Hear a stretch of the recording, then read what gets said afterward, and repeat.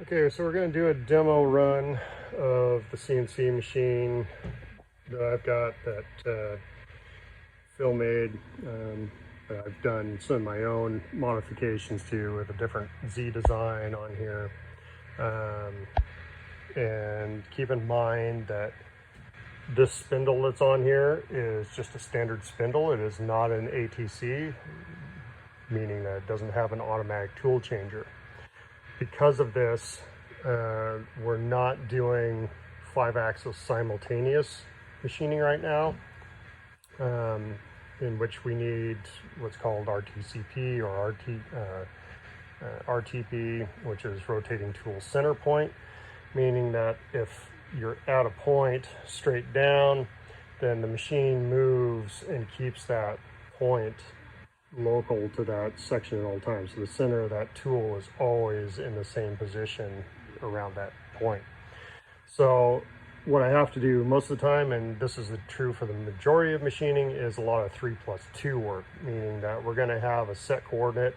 So C is going to be moved, B is going to be moved on this to set coordinates based upon what sides of this we want to cut. There's going to be 4 sections that are done with the C and the D being rotated, and only 1 cut being straight down as a 3-axis to cut the 2 holes, and then the very top of this section up here for that cover. The one tricky one is coming off to this angle over here and then over on this side also, because we want to make sure that cover is cut with a nice square edge everywhere. And then you've also got a hole being put into this side. So everything is going to be pretty much 3+2. The difference is here, anytime you do this, you have to put in offsets for X and Y and Z as it comes down to be able to get to everything. If you're doing something with an automatic tool changer and going with a motion controller like Rosetta, CNC, it's RTCP enabled, you'll be able to do 5-axis simultaneous. So what that means is I should be able to come in and just do one program that the bit comes in and it just follows everything and just keeps the whole bit aligned and travels up and around everywhere, comes along from the back side or from the left side, goes along the back, does all the tracing, comes up, does the holes, and then it can also come up and over at the same time to cut this back edge, and then comes back up and does the 2 circles here. So that's the trick there. You can't do a 5-axis simultaneous very easily without having that set up because of how the bits are set up on a standard spindle here. Because every time that you load a bit in, you're always going to get that slight variation of length difference. You're never going to get the exact same. Doesn't matter how you put it on the mark, you're always going to be thousandths off. So if you have an automatic tool changer, which is what I would suggest for a spindle, that will be it. And then also put in the correct type of motion controller, and basically any 5-axis machine is going to do what you want to do. It's how you actually do the programming in the CAM software. So we do a lot of other things out here that mostly it's 3-axis to 3+2.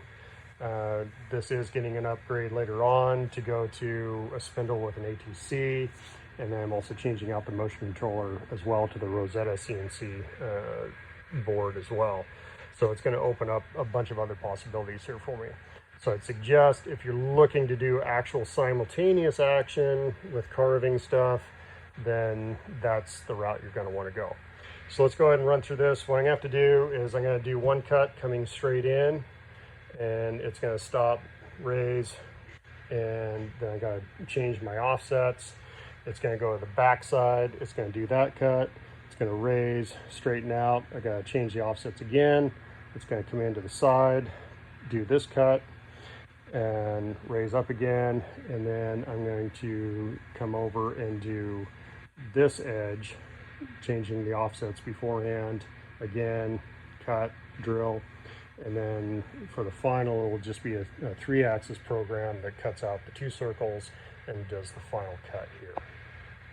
Speaking of doing offsets and figuring out those offsets, the reason there's a bench vise here, number one, is because this is what I started with. I have to actually create a single, easier mobile piece that I can do for creating offsets or measuring those offsets accurately. So what I've got is on this bench vise, there's a little mark here. And the edge of this mark right at the back edge here is basically the 0 point. And I set this up as a G55 work coordinate so that I can figure out what my offsets are. So if I know that this point here on this edge is 0 and Y, then when the bit is sitting here and I bring it 90 degrees and bring it down and go to touch this edge, I read what that difference is from 0, because now the gantry has moved back in Y, and I know what that total length offset is. And the total length offset is from your tip to your pivot point of B. This is your B axis along here where the spindle is. So you need to know what that total distance is to figure out all your offsets. Then everything after that is some trigonometry. Right angle calculators will help you figure out what it is. If it's at a 45 for your piece here, this cut, C has to rotate to 124 minus 124.75 degrees. So I actually have to manually figure that out from here, and I rotate that and then set it up and look at what the numbers are when that bit's sitting in here correctly. So it's a lot of manual work, but it is accurate and you can do it. You just really got to think about what you're doing.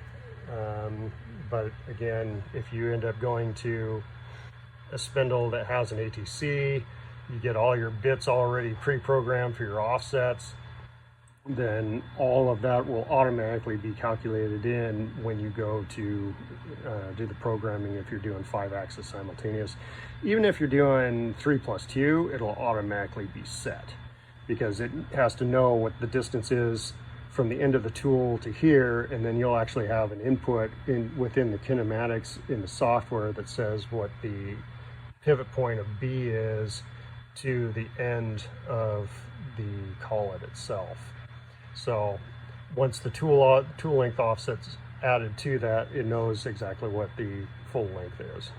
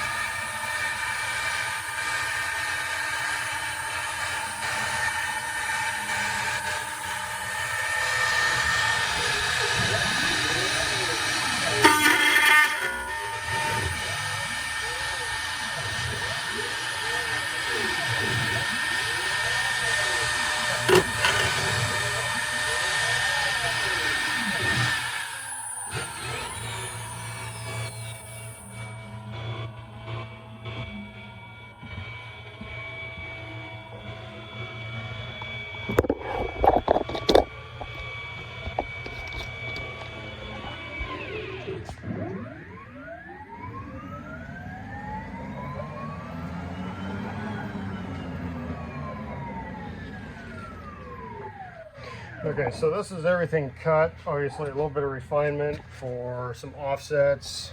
Notice that there's one little tab here that didn't cut.